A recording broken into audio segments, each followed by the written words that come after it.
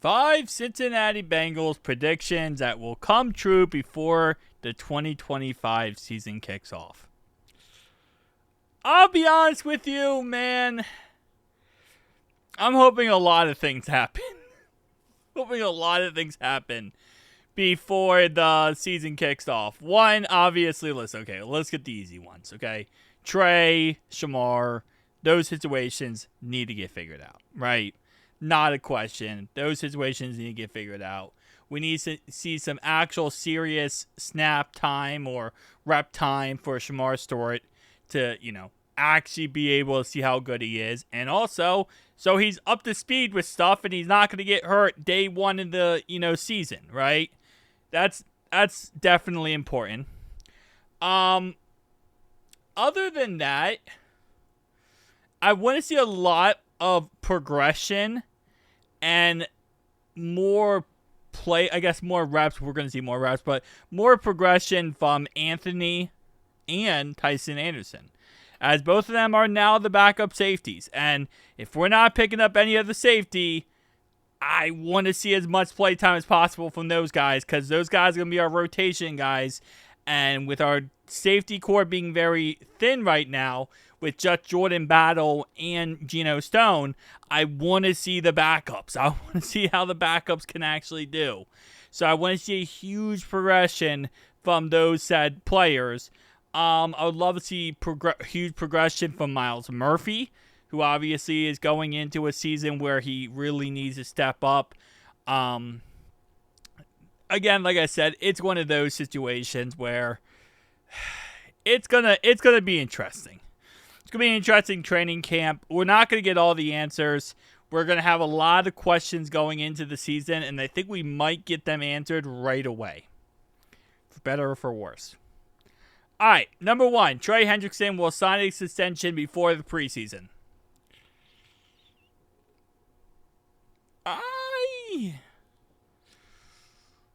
I disagree with this one. I don't think this prediction will come true. I think that he will sign it before the regular season, potentially. I can't even say that full-heartedly. I think there's actually a good chance that he doesn't, and he just plays his last year. Even though he says he won't, I think he does. I think he plays. I think that he goes back and forth with the Bengals until the last possible day before the season, and then he just plays the final season on his last contract. That's kind of how I feel with Trey. He's just going to play on the 1-year contract. Is it possible we sign him? Yes. We don't do contracts during the season. So that's, at the end of the day, after, season starts, it's over. We're not signing him to a contract till the next offseason. So, all right, number 2. Shemar Stewart will sign his rookie contract right before the season. Oh, don't do that to me. Please don't do that to me. You're telling me right before the season. So he's going to skip all training camp, all preseason, all practices, all reps and everything. He's going to tear something. He's going to get hurt. He's going to potentially have to... We won't be able to start in week 1. We won't. This guy hasn't played football in a year.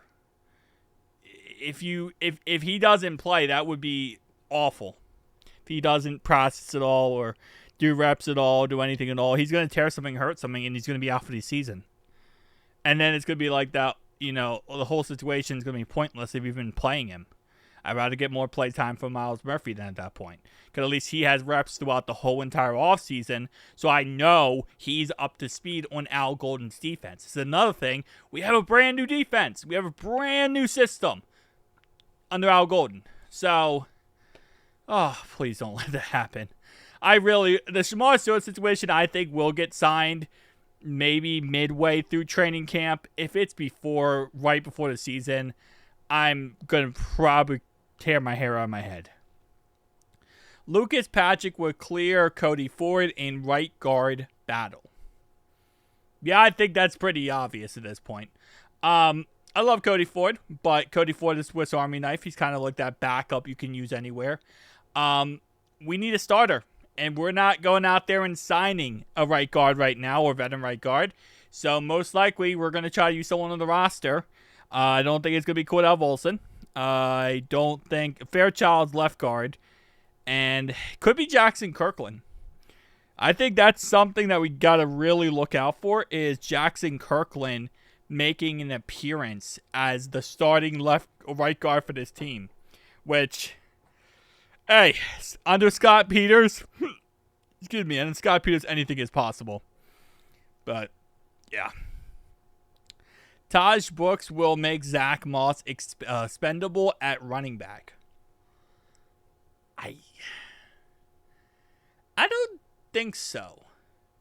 I don't think so. So, this is the reason why I say I don't think so. Like, is Taj Brooks going to be better than Zach Moss? Absolutely. Light years better. But for what we use Zach Moss for, is Zach Moss going to be better than Taj Brooks for what we utilize him for as a pass blocker? Come on, pure pass blocker. Zach Moss will be better. Even if Taj Brooks has a great preseason, great training camp, I still think it's going to be Chase Brown's the starting running back who can pass block very well, and he is a pure runner, and can catch the ball, can pretty much do everything. And then our RB2 will be a combination of blocking backs between Samaje Perine and Zach Moss, and then Taj Brooks will be that, kind of gadget type player we bring in here and there, for maybe a big play potential. So I don't think, for what we use Zach Moss for, Taj Brooks right now at this moment in time, I don't think he's going to be able to surpass that. Doesn't mean he won't be able to surpass that over time. I think he will be able to surpass that over time. But for right now, at this moment in time, I think we're going to see him as a backup, and he's going to develop into that guy. So I think right now, not the case. Josh Newton will be named a week 1 starting corner. He will be. He will be the slot corner. So he will be the starting slot corner moving forward. I think they do want to put Dax on the outside, which makes a lot of logical sense. Dax is a really good outside corner. Great in coverage. Not the greatest tackler, but greatest in coverage. So they want him outside, and that leaves Fig Newton for the slot. So it makes perfect sense. And, yeah, I think that's really what we're going to see moving forward. There's not many other players who would take over that. DJ Turner's an outside guy. Cam Taylor-Britt's an outside guy. Unless they brought back Mike Hilton potentially, then you could make the argument. But I'd rather use Fig Newton 1,000 times a day than, Mike Hilton. Love Mike Hilton. Just lost a step. Just not the same as used to be. So I'd rather use a young guy like Fig Newton who I know can play at a high level.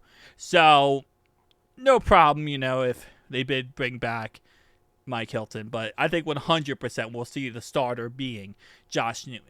Which he's not technically the starter. He is the starting slot, but the starting 2 corners would be Cam Taylor-Britt and Dax Hill. So, tell me down below your thoughts and opinions. I'll see you guys next one.